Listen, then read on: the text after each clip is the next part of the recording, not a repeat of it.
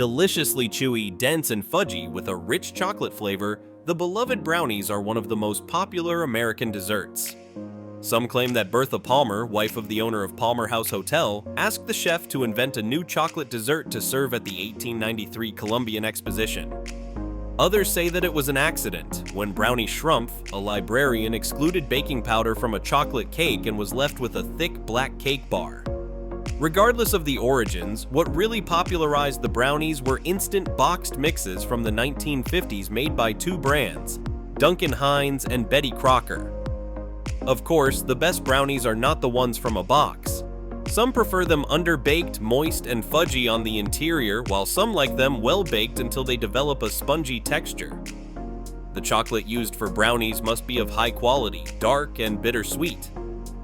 Nowadays, there is a number of brownie varieties with added walnuts, pecans, chocolate chips, or even chili powder. Portable, easy to prepare, and satisfying, brownies are said to taste the best when paired with a glass of cold milk.